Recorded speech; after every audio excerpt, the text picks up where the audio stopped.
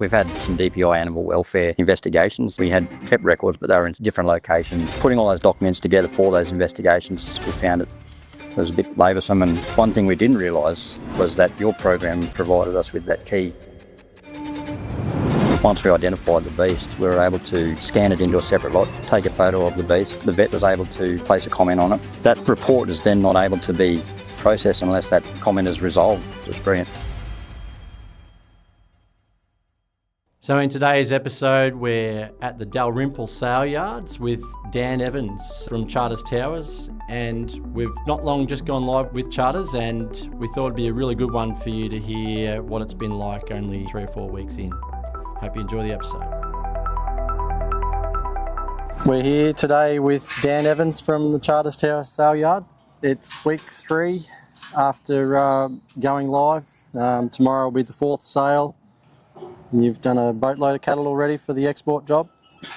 Just thought I'd check in with you, Dan, and see how it's all coming along from your perspective. Yeah, I think it's rolling pretty well. Having been involved with a previous rollout, previous to working here, I think been quite smooth this transition. Actually, I think it'd be good for the audience to understand a bit more about your background, Dan. Do you want to tell us where you first come into contact with AgriNous? Yeah, sure. So I was involved with a company called AAM Investment Group, who had the movement contract at Roma back when AgriNous was implemented down at the Roma Saleyards. Yes. And I remember there was some pretty good rollout issues that arose at first sale. We had some good ones. Yep. Thankfully, here we've seen nothing close to that level of kink to iron out. Yeah, absolutely. Yeah, so definitely not my first time with AgriNous, and very pleased to have you guys on board here at Charters Towers. Thank you very much. And so you're new in the role as a Saleyards manager. You've been here for a few months, and you weren't even involved in the selection of AgriNous for this yard, were you? No. And do you want to sort of explain a bit more about how that process unfolded, and what's it like being in this role you're in now compared to, I guess, being more on the contractor side of things at Roma? Yeah, sure.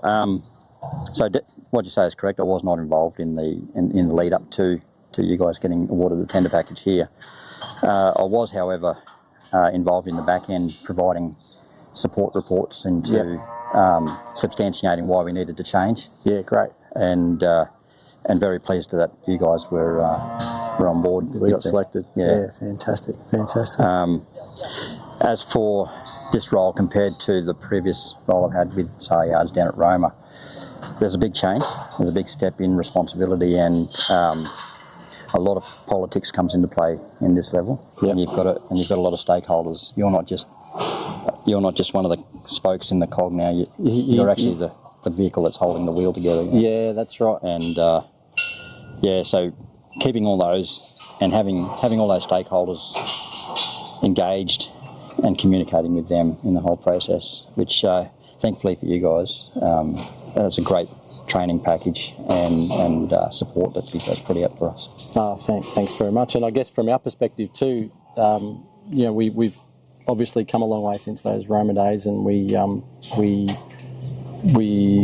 do everything we possibly can to be prepared before we get here on site. And you've had a fair bit of time with Trace and Amber, and they've spent a lot of time with not just yourself and your team, but with the agents and their team, and with Ross and his crew as well. How have you found that process, and has there been any any unexpected aspects fall out of that?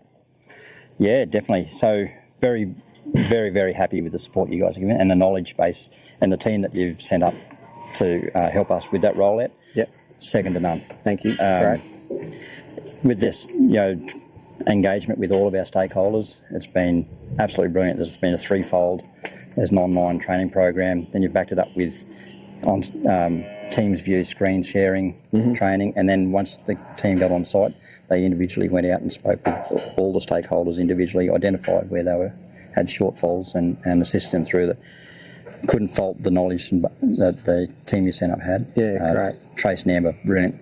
They're amazing. Definitely didn't expect them to jump on a wand and help my scanning crew last sale. Yeah, how good was that? That was awesome. Yep, how good was that? It certainly showed me up. I tried to have a go and I was useless at it. But they're in a class of their own, those two, aren't they? Definitely. Yeah, so the program itself for us is opened up a whole world of doorways for our buyers, vendors, agents.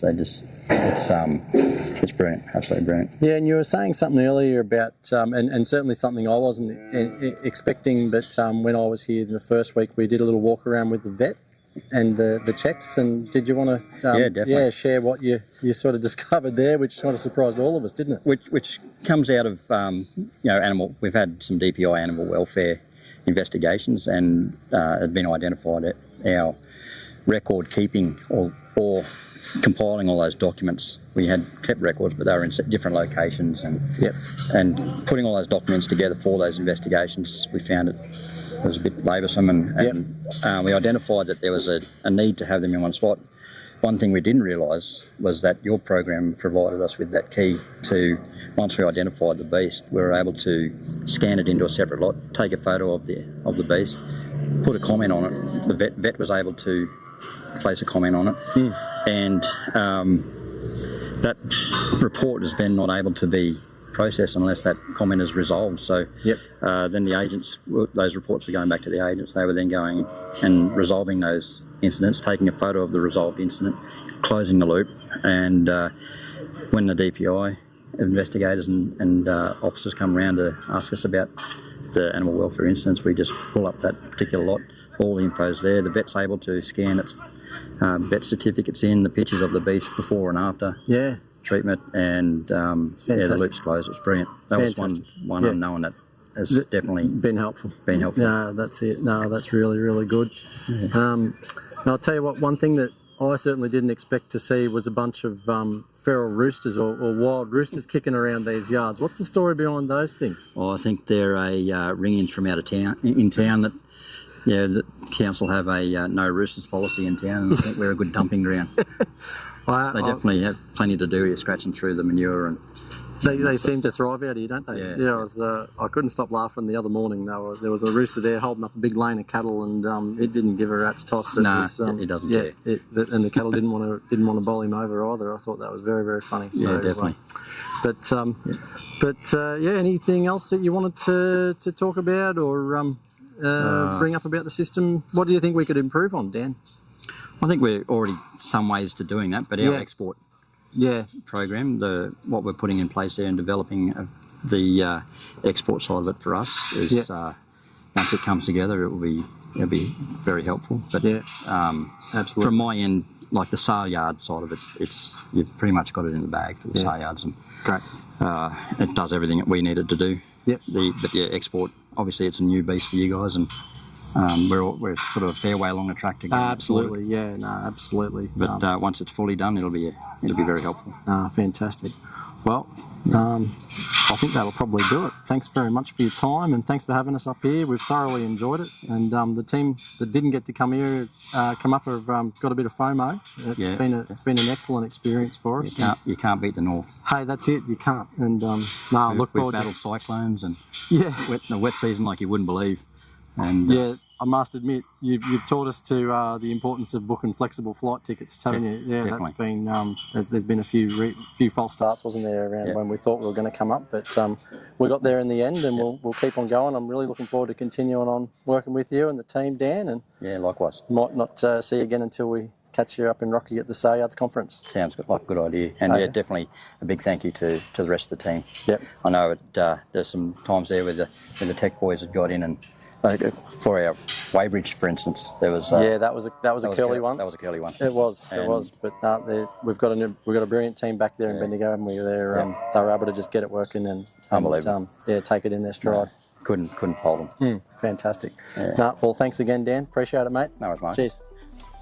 Thanks for listening. Make sure you subscribe or follow, and if you've got any feedback, jump on our website and you'll find all our contact details there. We're all ears. And also, if you've got anyone you want us to get on the show, please don't hesitate. We're really open to that too.